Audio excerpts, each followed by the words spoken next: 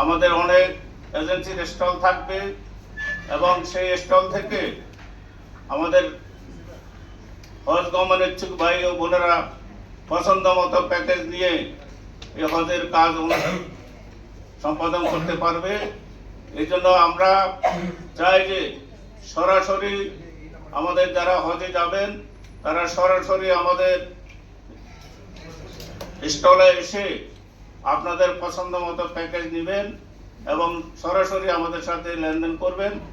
কোনো মধ্যস্বত্বভোগীদেরকে এবং যাদের অবৈধ আছে, যারা লাইসেন্স নাই, তাদেরকে টাকা দিয়ে আপনারা প্রতারিত হবেন না। আপনাদের মাধ্যমে আমি দেশবাসীকে জানাতে চাই, আমরা যে বৈধ এজেন্সি তালিকা প্রথম এবং দ্বিতীয় তালিকা হয়েছে, আজকে আরো তৃতীয় তালিকা অথবা তৃতীয় বা চতুর্থ তালিকা আমাদের বৈধ এজেন্সির নাম আসবে। সেই বৈধ এজেন্সি দেখে আপনারা নিবন্ধন করবেন এবং হজ যাবেন ইনশাল্লাহ। আশা করি আমরা ডাইরেক্ট কোনো হজ এজেন্সি যদি প্রতারিত করে এবং তাদের কথাবার্তা যদি ঠিক না থাকে, আপনাদের কমিটমেন্ট অনুযায়ী যদি বাড়িঘর না দেয়, সেই ব্যাপারে আমরা হাফ দায়িত্ব নেব ইনশাল্লাহ। আপনারা মধ্যস্বত্বভোগীদের দিয়ে প্রতারিত হবেন না, সরাসরি এসে আমাদের পছন্দ মতো আমাদের 3টা প্যাকেজ আছে, সেই প্যাকেজ নিয়ে আপনারা আগামীতে হজে যাবেন।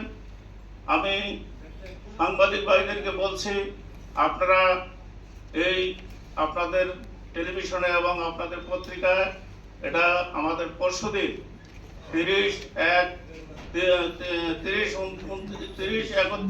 তারিখ যে আপনার 3 মন্ত্রী সম্মেলন কেন্দ্রে যে অনুষ্ঠিত হবে হজ উমরা মেলা, সেই মেলা আমাদের এখানে উপস্থিত থাকবেন আমাদের শাহ মোহাম্মদ হোসেন কায়কোবাদ, মাননীয় মন্ত্রী, ধর্ম বিষয়ক মন্ত্রণালয়।